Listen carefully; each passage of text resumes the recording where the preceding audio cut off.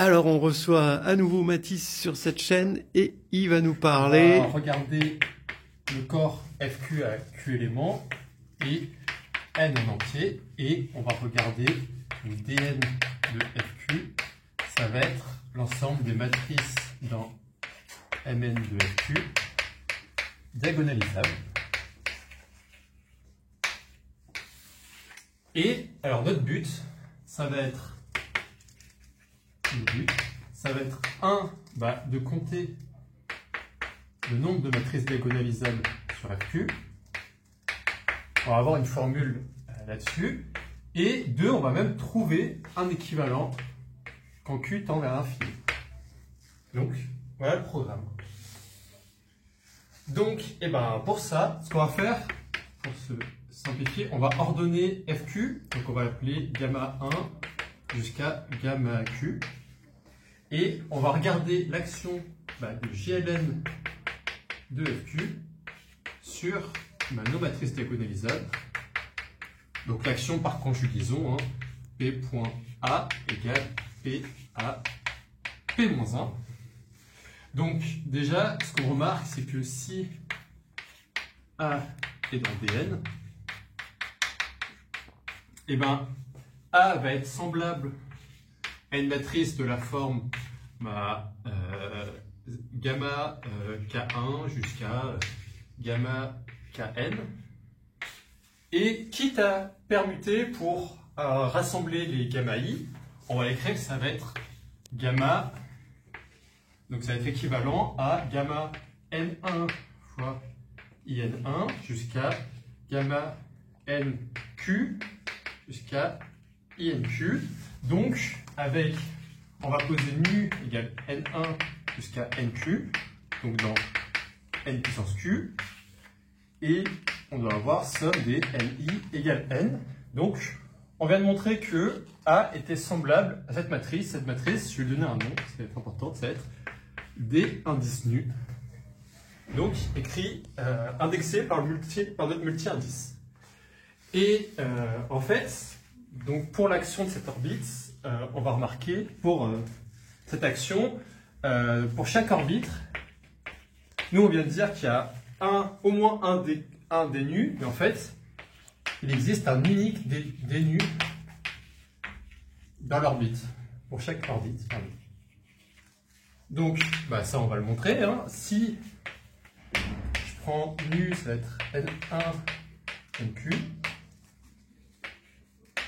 Nu', ça va être N1', NQ'. Donc pareil, somme des Ni et des Ni' qui vont être égales à N. Et si j'ai des nus qui est semblable à des nu', je vais regarder leurs polynômes caractéristiques qui vont être les mêmes, des nu'. Et qu'est-ce que ça donne en termes de...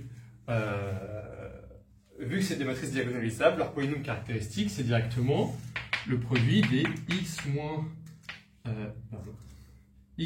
gamma i puissance ni, et l'autre, c'est le produit des x moins gamma i puissance ni'. Et donc, par unicité de la décomposition en produit d'irréductible, on a pour tout i, ni égale ni'. Donc, c'est bien dire que nu égale nu'. Bien. Donc, on peut appliquer la formule des classes à notre action des classes,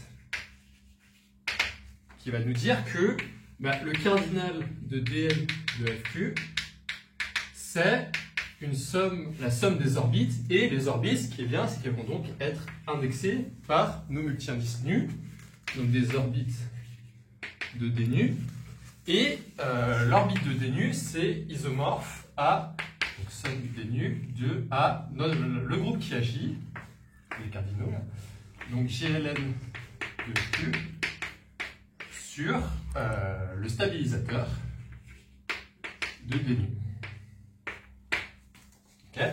Donc, ce qu'on sait, c'est on va poser Gn, ça va être le cardinal de GLN de FQ. Ça, on sait le calculer, et on va rappeler la formule tout à l'heure. Et on va regarder le stabilisateur de D nu. Donc si nu, donc c'est N1, NQ avec somme des NI égale N, on va montrer que le stabilisateur de D nu, ça va être l'ensemble, donc par bloc, des A1 AQ avec AI dans GLN I de FQ. Et cet ensemble, je vais l'appeler G nu. Donc, dans un sens, si j'ai A, donc qui va s'écrire A1 AQ dans G nu, et bien quand je vais regarder D nu fois A, qu'est-ce que ça me donne? Là, c'est un produit de matrice diagonale par bloc. Donc, par bloc, ça donne gamma 1 à 1 jusqu'à gamma Q à Q. Et le produit il va se faire dans les deux sens, hein, vu que c'est quand même, ça reste tout diagonale par bloc. Donc, c'est aussi A fois D nu. Donc A est bien dans le stabilisateur de D nu. Hein. A est inversible, hein, car diagonale par bloc d'inversible. Et donc, ça veut bien dire A D nu A moins 1 égale D nu.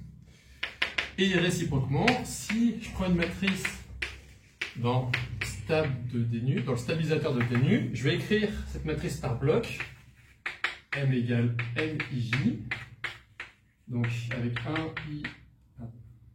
IJQ, et avec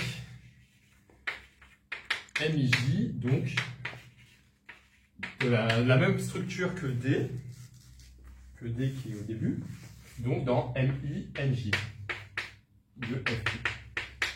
Et quand j'écris, donc M il est dans le stabilisateur de D nu, donc je dois avoir M D nu égale D nu M, donc pour tout IJ, et bien quand je fais M fois D nu, je vais récupérer la JM ligne, donc je vais obtenir gamma J fois MJ, et dans l'autre sens, je vais obtenir la ligne, là c'est la ligne, pardon, là c'est la ligne, et là j'obtiens la colonne, pardon. Donc MJ, donc si j'ai I qui est différent de J, je vais avoir gamma I qui va être différent de gamma J, donc je vais avoir au moins gamma I ou gamma J qui va être inversible.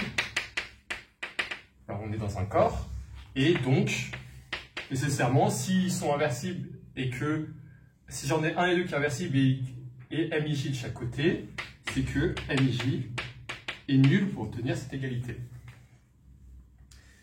Donc, ma formule, elle va pouvoir s'écrire.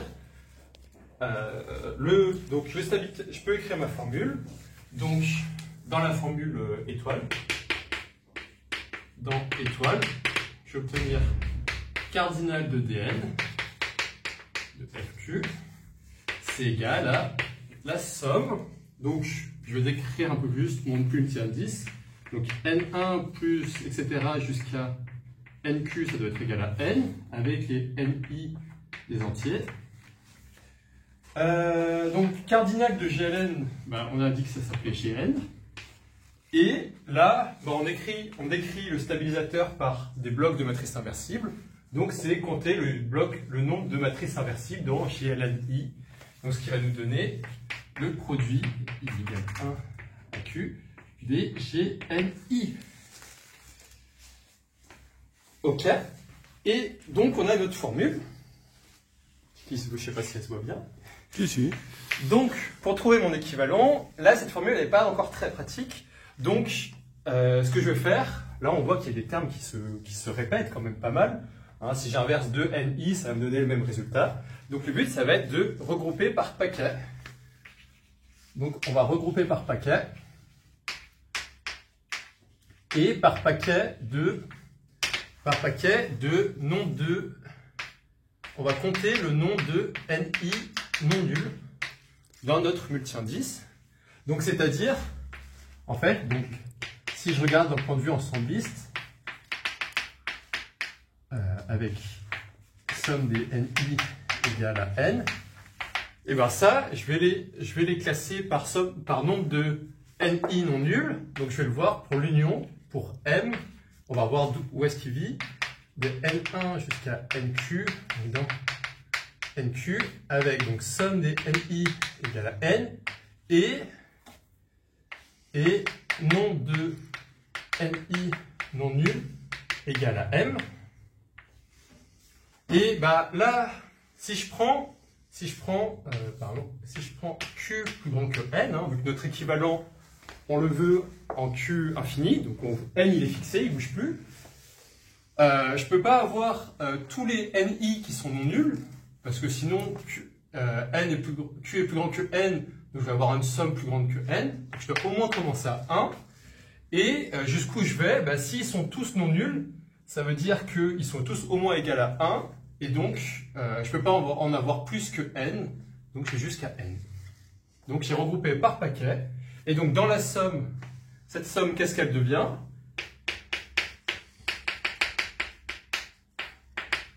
Et bien maintenant, c'est une somme d'abord indexée par M. M égale 1 à Q. Combien j'ai de manière de prendre M, NI non nul parmi les Q? C'est ce qu'on appelle M parmi Q. Et je retrouve mon produit, donc cette fois-ci, nu1 plus nu-m égale à n, avec nu-i dans n étoile. Donc chez n, ça c'est une somme, pardon. C'est toujours c'est la somme qui était là. Et fois le produit des g nu-i. Là, j'ai une nouvelle formule. Et en fait, qu'est-ce qu'on sait? Ce qu'on sait, c'est que Gn, on connaît la formule, on sait que c'est le nombre de bases, de manières de choisir une base dans Fq puissance n. Donc c'est Q puissance n moins 1, Q puissance n moins Q, jusqu'à Q puissance n moins Q puissance n moins 1. Donc quand on factorise, ça va directement donner... On factorise là Q carré jusqu'à Qn-1, donc Qnn-1 sur 2 fois Qn-1 jusqu'à Q-1. Et M parmi Q, ça on sait, c'est Q fois Q-1 fois Q-n plus 1 sur M factoriel. Donc là on voit qu'en fait, pour chaque terme de la somme, ça c'est une fraction rationnelle en Q. Donc chaque terme est une fraction rationnelle en Q, on va écrire une frac en Q. Donc pour trouver l'équivalent, on va chercher le terme dominant. Si on regarde en termes de degrés, donc AM fixé, le degré d'un terme comme ça va être quoi? Le degré de M parmi Q, si je le regarde en termes de Q, je le regarde comme une fraction en Q. Donc ça c'est M. Le degré en Q de Gn, là on regarde, on a Q puissance, donc on a Nn-1 sur 2, et on a Qn-1 jusqu'à Q, donc Nn plus 1 sur 2, et donc ça donne n carré. Et donc, le degré du mème terme, pour m, chacun des termes possibles, le degré en Q, il doit être de la forme m plus n carré, donc pour Gn, moins tous les degrés qui sont là, donc moins la somme i égale 1 à m des nu-i carré, mais les nu-i sont non nuls, donc nu-i carré c'est plus grand que nu-i, donc avec le moins ça donne dans l'autre sens, m plus n carré moins somme des nu-i, et ça c'est égal à n, ça c'est égal à n, et c'est donc plus grand que m, et donc ça c'est inférieur n carré avec égalité à une seule condition, c'est que toutes mes inégalités soient des égalités, en particulier celle-là, donc n égale à m, et donc nu, la seule possibilité, c'est qu'il vaille le vecteur 1, 1, 1, 1. Donc, en fait, ce qu'on a, c'est que dn de fq, c'est équivalent donc au terme dominant qu'on vient de trouver là, donc qui va être, si je le réécris, q-1 jusqu'à q-n plus 1 sur n factoriel. Gn, j'ai la formule qui est là-haut, donc q puissance n-1 sur 2 qn-1 jusqu'à q-1. Et là, ça va être des G1, et G1, c'est juste Q-1, j'en ai n fois, donc j'ai Q-1 puissance n, et si je regarde les termes dominants, là, il nous faut, on regarde en Q à l'infini, donc Q infini, le terme dominant, c'est, là, c'est Q puissance n, là, j'ai, ce truc-là, c'est Q puissance n carré, là, j'ai encore un Q puissance n, donc il se simplifie, il me reste q n carré sur n factoriel. Et j'ai plus de crêpes, ça tombe bien. Et voilà. Ok, bravo. Bon, ça fait du 16 minutes 30, mais comme à la fin t'expliquais beaucoup, il y a eu une explication des calculs. Oui, je vous filme aussi, beaucoup. Voilà. Donc, t'aurais pu, à la fin, pour terminer dans les temps, balancer les résultats sans explication. Faut faire attention à Bon, c'est bien d'avoir de l'empathie, hein, mais il faut faire attention à l'empathie envers le jury. On n'a pas d'empathie envers le jury. On lui balance les résultats sans autre forme d'explication. Voilà. Bon. Ok, très bien. On va poser des petites questions. On enchaîne directement sur les questions. Voilà. Et c'est parti. Non, on n'efface pas. Alors d'abord, justement, les questions, ça va être déjà sur le développement. On a ici, alors bon, le début, c'était assez clair. Là, bon, est-ce que il n'y aurait pas, pour la réciproque, quand tu dis si M est dans le stabilisateur, est-ce qu'il y a une façon sans calcul, de dire que ces MIJ sont nuls dès que I est différent de J. En regardant... Si je regarde les sous-espaces les sous-espaces engendrés par la part bloc, en fait. Oui, alors c'est quoi ces sous-espaces qui correspondent au bloc? C'est Ker de... Oui, dit en forme de réduction. Sous forme de réduction, c'est des sous-espaces. C'est le lemme des noyaux, c'est une somme de noyaux. Oui, mais là, on est diagonalisable, donc qu'est-ce que c'est que le lemme des noyaux? Ils sont simples, ces deux dimensions. Oui, donc c'est les sous-espaces propres. Oui, voilà. J'avais comment. Voilà, d'accord. C'est les sous-espaces propres. Voilà. C'est les sous-espaces propres. Ok, c'est bon. On part d'un bon pied. Donc on a M, c'est dire que M stabilise tous les sous-espaces propres. Voilà, nickel. M stabilise tous les sous-espaces propres. Et ça, pourquoi M stabilise tous les sous-espaces propres? Parce qu'il commute avec... Parce qu'il commute avec la matrice globalement. Donc si on prend un élément... Il y a stabilisation. Nickel. Deux fois les... D'accord.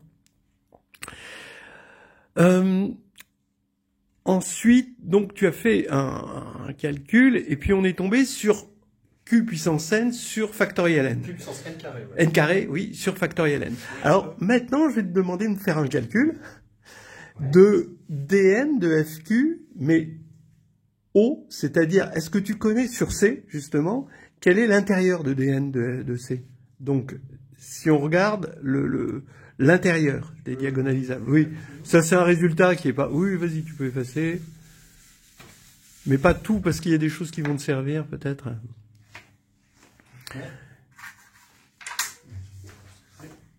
L'intérieur des matrices... Bon, déjà, l'adhérence des matrices diagonalisables sur C... Sur C, c'est Mn de C. C'est Mn de C. Bon, l'intérieur. C'est ouvert, non? Non, c'est pas ouvert. Et non. Non, C'est les matrices diagonalisables à valeur propre simple. Ah. On regarde le discriminant du polynôme caractéristique, en quelque sorte. Bon, là, et puis, on dit que c'est non nul. Il faut que le polynôme, et là, ça va donner un ouvert. Et un ouvert qui est, voilà, qui est l'intérieur des DN de C. Bon. Donc, est-ce qu'on peut essayer de calculer le cardinal de ce DN de O de FQ? Donc, les matrices, donc ce sera dans la même idée, ce sera les matrices à spectre simple, enfin, ouais, diagonalisables. Diagonalisable, à spectre simple. On va peut-être d'abord calculer l'ensemble des polynômes caractéristiques possibles. Une fois qu'on aura les polynômes caractéristiques, ça va être les polynômes minimaux, et puis voilà, quoi. Ok. Non, oh, oui, comme tu veux. Hein. Regardez. FQ, c'est l'ensemble des M diagonalisables simples. Ouais. Ok. Donc en fait, pour compter le nombre de DO de FQ, ça va être le nombre de polynômes simples en fait. Polynômes à racine simple. Il faut les polynômes, donc ça va te donner les orbites. Oui. Et ça va pas te donner toutes les matrices. Oui, après il faudrait que je multiplie à permutation près. Il n'y a pas que les permutations. Tu vas avoir des matrices diagonales, mais après elles seront pas toutes diagonales. Ah oui, et à changement de base près. À changement de base près, oui. C'est-à-dire tu vas faire exactement ce que tu as fait. Oui, donc de toute façon je vais remultiplier par GLN. Voilà. GN. Oui. Donc on va compter les nombres de matrices pour choisir. Compte d'abord les polynômes. Ouais. Donc je veux I égale 1 à N et les lambda I différentes lambda J. Oui. Alors bien sûr, on est en train de supposer que c'est ton hypothèse de tout à l'heure. Q est plus grand que N. Voilà, il est plus grand ou égal à N. Ouais. Donc c'est juste ça, c'est le nombre de choisir N éléments parmi Q. N éléments parmi Q. Voilà. Donc ça, le nombre c'est N parmi Q. Voilà. Et donc, DNO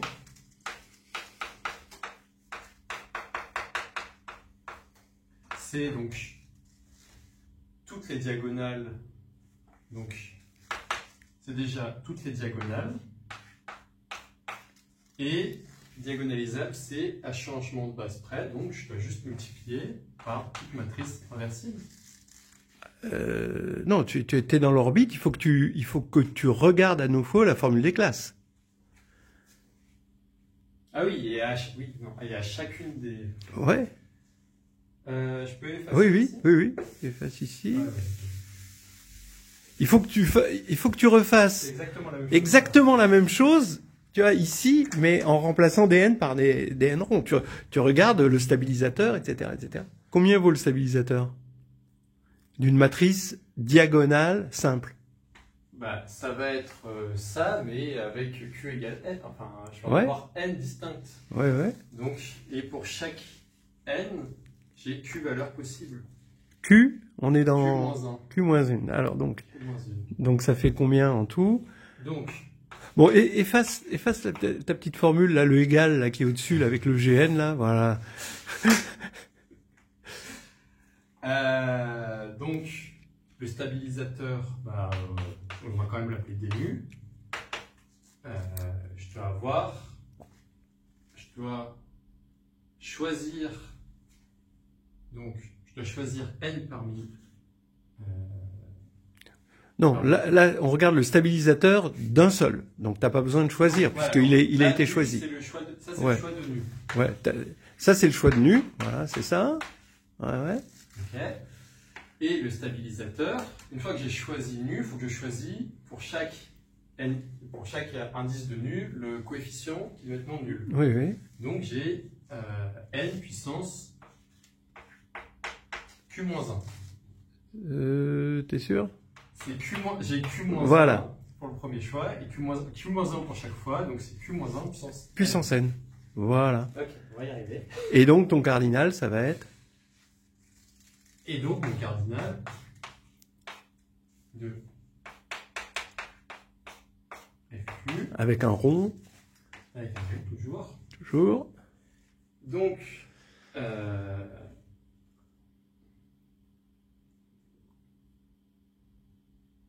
il faut que le stabilisateur, c'est toujours Q puissance n-1. Oui, on a toujours le même. Donc, je vais avoir le nombre de choix.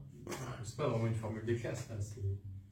C'est le nombre de choix de nu. Oui. C'est n q fois la taille. Non, fois le nombre de matrices de passage. Gn. Et divisé par Voilà. le stabilisateur, donc Q puissance Q-1 puissance n. D'accord, très bien. Voilà. Alors maintenant, est-ce qu'on peut avoir un équivalent? Alors, donc, l'équivalent, comme tout à l'heure, je vais regrouper les termes de plus gros degré. Donc ça va être, on l'a écrit là, c'est le degré, 37 degrés n, c'est Q puissance n. Je vais avoir Q puissance n sur n factoriel, qui va se simplifier avec le Q puissance n. Et Gn, c'est Q puissance, je vais l'écrire, Q puissance n carré sur Q puissance n. Et donc c'est aussi, Voilà. c'est le même équivalent. C'est exactement le même équivalent. Alors, ce qui est contre-intuitif, c'est surtout que dans C, DNO, il est dense dans DN, qui est dense dans MN. D'accord? Donc DNO est bien sûr dense dans MN. Et pour le rapport entre DNO et DN, il se retrouve sur FQ, puisqu'on a le même équivalent finalement. Mais par contre, l'aspect densité d'une certaine manière. Voilà. Parce oui. que ça veut dire que je peux effacer là. Oui. On perd l'aspect densité. Ouais, ouais. On perd l'aspect densité parce que Qn carré, c'est le cardinal de Mn de Q. Oui, oui. Donc en fait, on a dn O ou dn sur cardinal de Mn de Q qui est équivalent à 1 sur n factoriel. Ouais. Voilà. Alors maintenant, la question est là. C'est d'où vient ce factoriel n qui était complètement contre-intuitif? Quelle est la provenance de ce factoriel n? Alors ça, c'est... Est-ce que quelqu'un a une idée? Non. Dans les calculs, en tout cas, déjà dans les calculs, le factoriel n, il vient parce qu'on a quand même regroupé les termes on a regroupé par paquet. Oui, mais pourquoi on regroupe? Bon, je vais vous dire moi mon avis. Factoriel n, ça vient de factorialité. C'est que k de x, fq de x est factoriel. Et en fait, c'est lambda i. Quand on prend le produit ici, P égale ce produit arrive à l'ordre près, par factorialité. Et c'est de là que vient ce factoriel n. C'est que les lambda i, ils arrivent... et au cas où vous aviez jamais pensé que factoriel et factorialité, c'est un anneau factoriel et factoriel n, c'est lié, et là on le voit. Il y a encore une autre histoire, c'est de regarder les séries génératrices. Ouais. Tu connais, donc t'as la somme, tu vas prendre somme de n positif alors on va prendre de z puissance n, donc z c'est la variable, sur gn, et le tout, puissance, toute la somme. Puissance q. Ok. Donc en calcul formel, hein, on va regarder ça formellement, en série génératrice, qu'est-ce que ça donne? Quel va être ton coefficient en z puissance n? Ça va être le coefficient qu'on retrouve. Ça va être un coefficient de cette forme. Voilà, c'est ça. Ça va être exactement ça. En fait. Divisé par Gn, donc tu divises par Gn. En fait, ça va être si tu l'appelles Dn, donc ton coefficient en z puissance n. Ouais. Ça va être somme des Dn Zn. Ouais, sur Gn. Sur Gn, voilà. Donc on a une. Ou Dn, ça va être exactement ça. Non, voilà, c'est ça. Donc ça ressemble beaucoup à des formules d'exponentielle où on a remplacé factoriel n par Gn. Parce que factoriel n, c'est le cardinal du groupe symétrique, et là, c'est le groupe linéaire. Comme on est dans le linéaire, c'est normal que les permutations soient linéaires, donc que ce soit GLN ici. Ok, allez, ben bravo. merci. À la prochaine. À la prochaine.